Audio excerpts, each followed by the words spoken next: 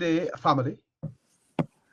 I am happy and pleased to meet Dr. Joe from Oakland, the USA, that has done many things in the field of law, has assisted many people pass the bar exams, and he presently based in the Gambia, which will be moving and returning to the US, and he have a lot to share with the community. So, Dr. Joe, the floor is yours. You can tell them about Well, yourself and your accolades. okay, first of all, good brother Shango, I'd like to thank you for this opportunity to be able to give out information and also to be able to receive because you can't give without receiving. My wife and I have been in the Gambia, West Africa here, for going on 10 years. For 9 years, we've had a school here, Spicy Tasty Vegan Institute, where my wife, as a primary teacher, um, has taught Gambians, Nigerians, Sierra Leoneans how to cook plant-based vegan cooking. That's without the Jimbo and the Maggie and the white rice and the white sugar and the meat and on and on and on. Just wholesome food. There was a question yesterday about what vegetarian is because that can be, woo, a big question because there are so many so-called vegetarians. There's like a semi-vegetarian. That's someone who's cutting back on their intake of meat in general. You can have a pollo, and pollo is Spanish for chicken. That means they avoid the red meat um, and fish, but they eat chicken, okay? You can have a uh, pesto pollo, check that out, putting those together, where you avoid the red meat, but you eat the fish and the chicken. And the biggest one, which is mostly where I come from, it's called a lactose oval. Lactose oval. And this is where you avoid the red meat, the fish, the chicken, but you can eat dairy products like milk and cheese and yogurt and eggs. And as I said before, most of the vegetarians in the United States and Canada, and a lot of them in Western Europe, they fall under that category. This, if you look at your skin, what seems to be the pigmentation giving us the color, most of us call that melanin. Melanin. And it's different to note that there is a difference. Like for those that have a lot of melanin, we're called melanin dominant.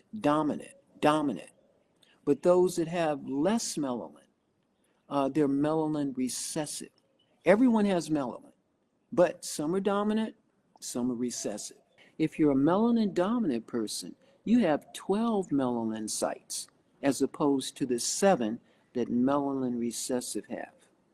Now, melanin recessive, uh, we have more selenium in our cells, more seleniums in the blood cells there. Where if you are melanin recessive, European types, you have more sulfur in the middle of your melanin cells. Now, this comes into play because if those that are melanin recessive, if they get wet, you can kind of smell it on their hair because combined with the fact that they have more sulfur, salt in their body than we, so you have a combination of the sulfur and you have you have the sulfur and you have the ammonia, and that gives off a smell. I'm sure we've probably all experienced that. And also melanin dominant, we have the highest quality of vitamins and minerals. That is one of the reasons why you don't hear about folks being taken for their organs that are not melanin dominant. So you have, shall we say, sunshine and shadow on this. Now, melanin is considered like a harmonizing chemical.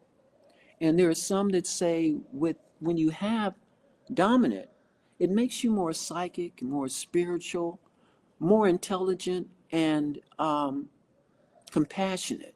Now, intelligent because the melanin allows you to store more information.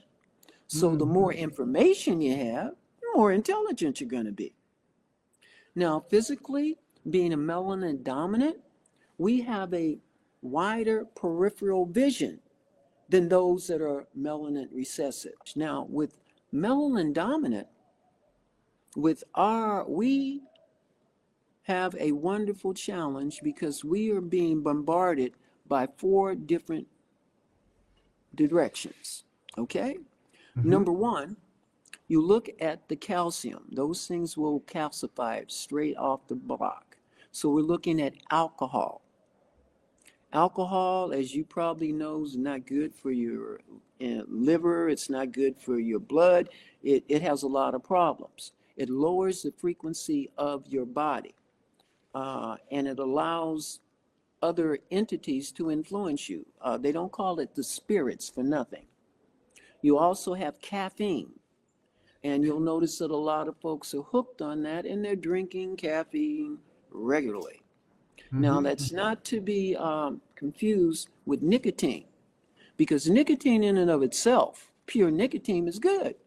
It helps to get rid of parasites, but the problem is when you put in those additives. Okay, back in the day in America, we had our old folks sitting on the stoop, men and women with their pipes, and they lived a 100. long time, you know, Yeah. and they were cool in the gang. But Mm-hmm. it was just the nicotine. Now, the other is, besides the alcohol, you got the caffeine, then you have dairy products. That includes your meat, from the cow, your milk, your cheese, your eggs. All of those things cause problems, okay? Um, so then after you look at that, you got to look at the other category, and that is your fluoride chemicals. Mm-hmm. And fluoride, in and of itself, is a natural chemical that comes from a rock. You know, it's a mineral. But we're talking about what they categorize fluoride, which is industrial waste. This is waste that comes from their factories and all, and they call it fluoride. Now, they got a lot of it, and they didn't know what to do with it. So someone came up with a wonderful idea. Well, let's put it in products so people can use it and we can make money. And so what do we have? Toothpaste. We have mouth rinse, things that have fluoride in it. And there was a campaign to put fluoride in America in all of the public drinking water, municipal drinking. And Mm-hmm. then they encouraged us to drink 8 glasses a day. So it's important that you drink good water.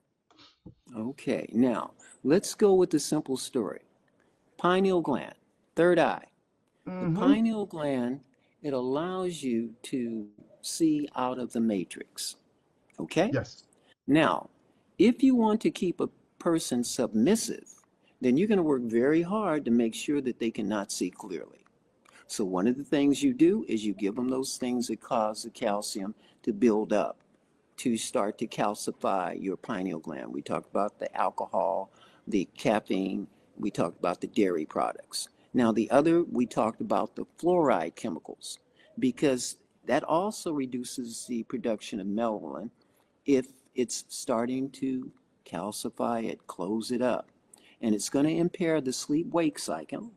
And so, once again, check your toothpaste, make sure it doesn't have fluoride in it. Check your mouthwash, make sure it doesn't have it. Now, the other thing which is very common, and that is chlorine and bromide. Bromide is in things like your cakes, your pastries, and some of your soft drinks. Now, the chlorine, you get that in the pesticides.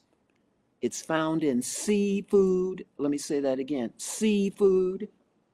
Um, and you get it like in swimming pools, hot tubs, anywhere where they have like swimming pool treatment, you're going to have chlorine, pardon me.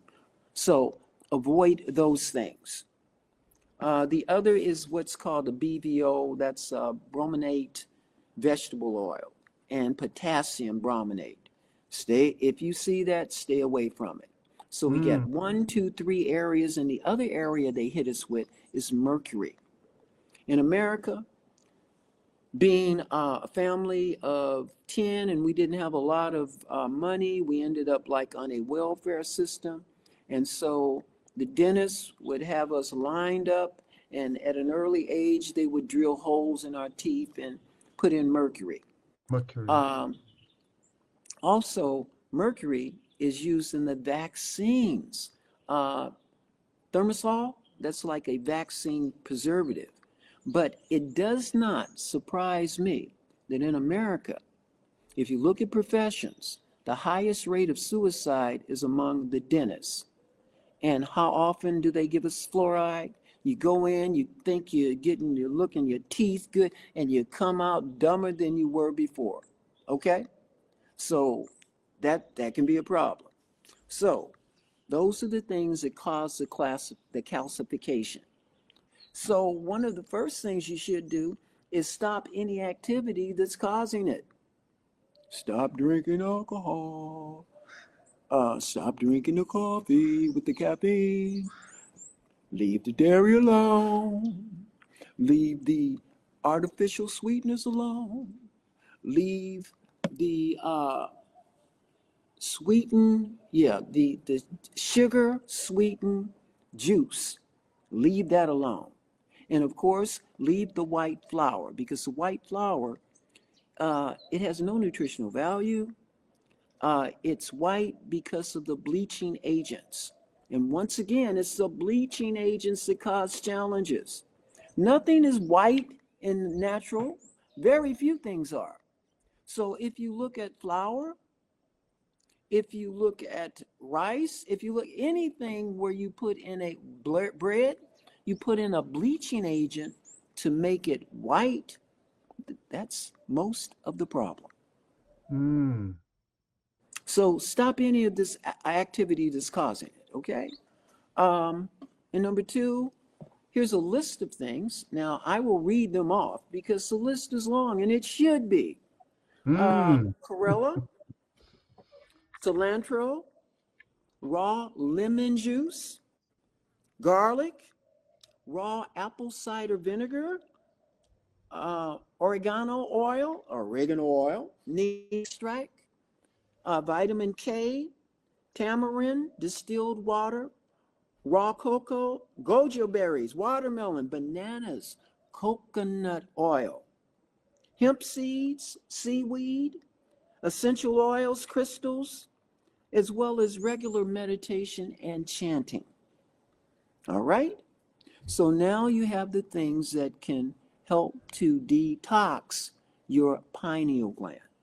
So thanks So again. thank you, my brother. Thank you. We appreciate you for helping us to get the information out to others, Yes. helping to make this heaven on earth. We have Yes. to And be of once again, service. yes. And I hope the family would like to support Dr. Joe for the work that they're doing and support the GoFundMe, because it go a long way. You could see he giving his service, his time, his all of the research he have done. He looking to share it with the family. So we're looking forward to we'll be putting the GoFundMe up on the channel for people to support him, to help him with his venture to return to the US, to do what he have to do in the US. Thank Oh, you yeah, again. and we're looking forward to it. We're coming back to help. So help us so we can help others. Thank Thank you you very so much. very much. Yes. So peace, and we'll catch up soon. Peace.